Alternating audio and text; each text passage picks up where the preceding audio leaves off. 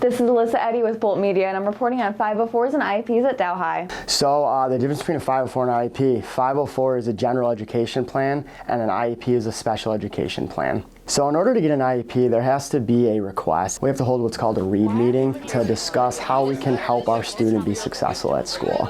A 504 plan is essentially determined by a diagnosis from a doctor. Typically, what we start to see is students not going to class regularly. We see grades just completely drop, or a constant throughout historical data of failing classes over and over. So I actually have a lot of things in place in my standard of teaching that accommodate students with 504s or IEPs.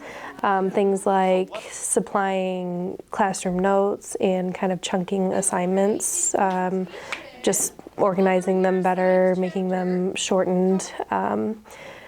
And all of those are in place in our classroom to help students that might have the need or help students just succeed overall. Typically, some of the ones that we commonly see would be alternative testing area.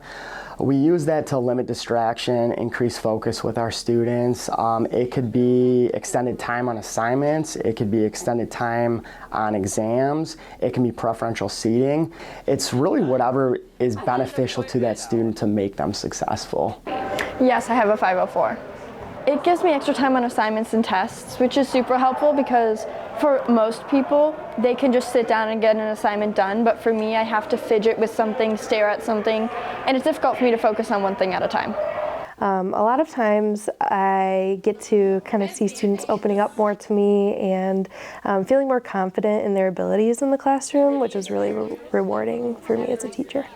One of the biggest differences it makes is it decreases the anxiety of coming to school. There's been a handful of students that just don't want to come to school because of anxiety. So when we put things in place to allow them to function in a way that makes them feel comfortable at school, we want every student to succeed. This has been 504s and IEPs at Dow High. This is Alysza Eddy with Bolt Media. Back to you in the studio.